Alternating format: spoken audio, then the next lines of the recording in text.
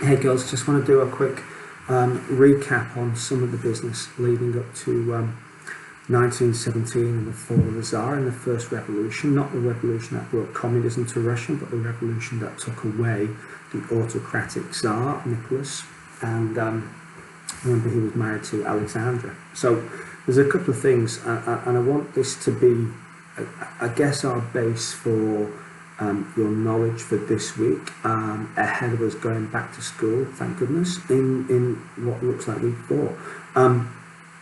So the section between, I guess, the 1905 and 1917, those 12 years or so, I want you to understand that not only was the Tsar Nicholas a pretty pants rubbish Tsar, many of the problems that Russia was facing by 1917, even a really capable Tsar, a really talented Tsar, would probably have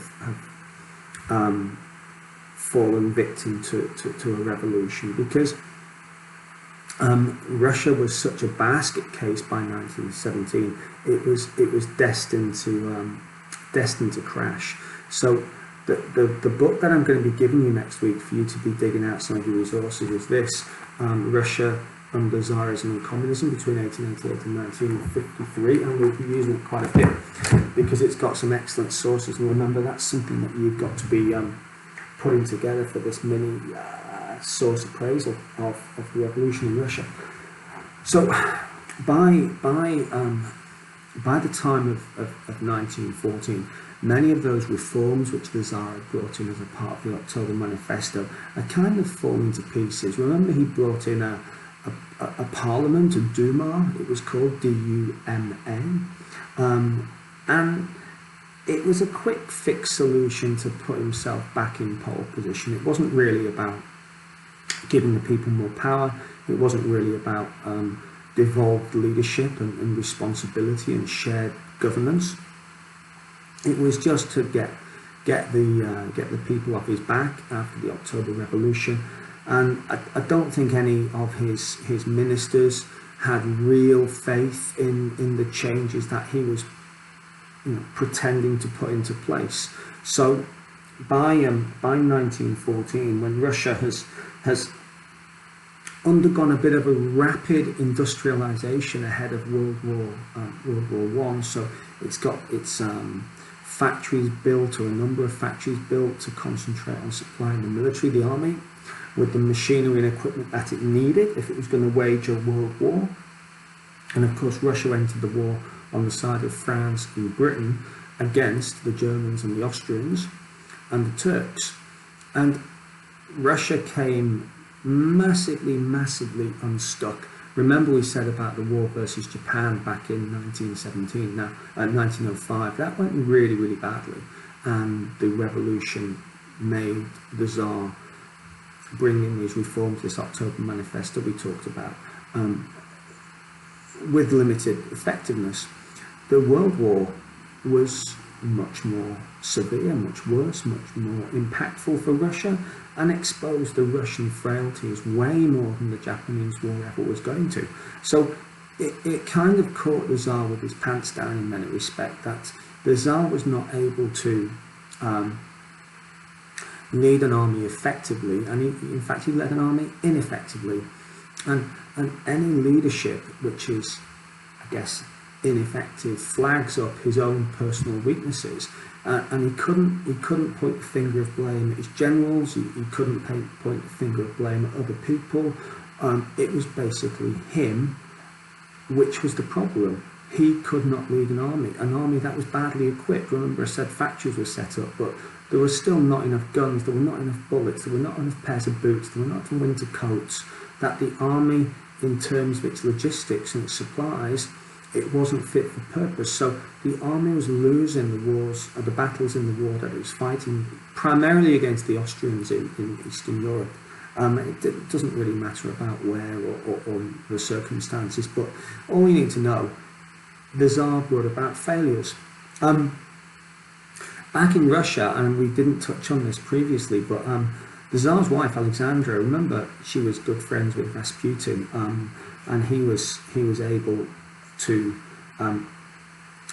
and you will see this in the doco, he was able to somehow, don't know, heal their son Alexei of his haemophilia. So he had this blood clot disorder, which which Rasputin was able to, I don't know, have some mystical powers over, which got him noticed, got him fame, got him a good bit of publicity and a good few benefits that went with all of his status at the royal court and the palace.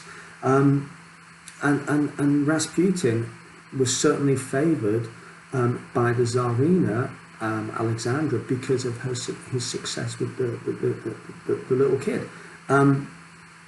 As a consequence, when the Tsar Nicholas was away at the war and his wife was left in charge, instead of just doing the basics or trying to do the basics well, there was this constant change of ministers, of advisors, of government officials in Russia and at St. Petersburg, and all of these officials made terrible decisions and terrible mistakes, and everything became not just the Tsar's fault, but all of the Tsarina's fault as well, and Rasputin's fault, and the government's fault. And as a consequence of that, and crucially, the Tsarina herself was actually German. So a lot of Russian people thought she was batting for the other side anyway, that she wanted Russia to lose the war.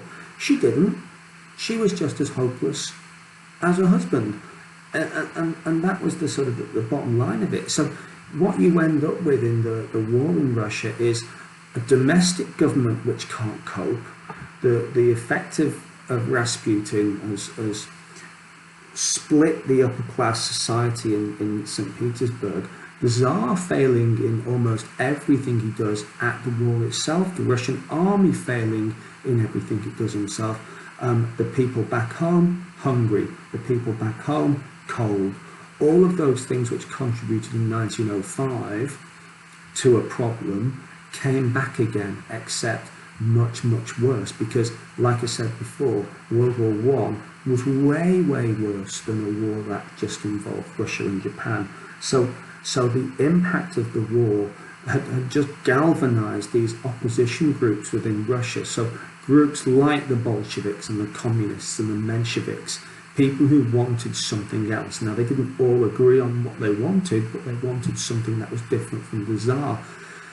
I said before about those increases in factories where they tried to make things for the soldiers, they'd make things for the army. I said before, they didn't make things fast enough, good enough, or well enough, but they did make them, and critically, thousands and thousands and thousands of Russians were working in these factories. And as soon as anybody had a different idea, and I'll use Marxism because I might as well. So somebody came along and talked about Marxism and the abuse of the workers and the need to get rid of the leaders, and the monarchy was the problem and the upper classes were the problem.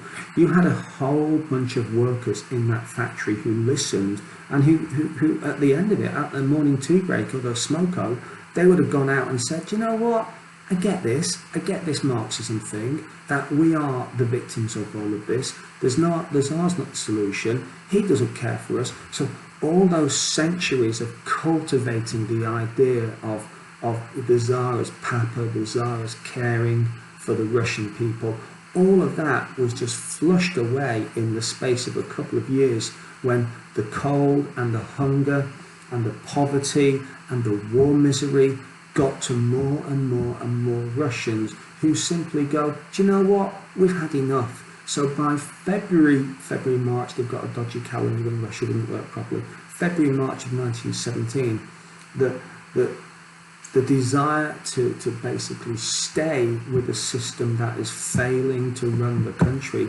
the desire to stay with that has finished, it's gone.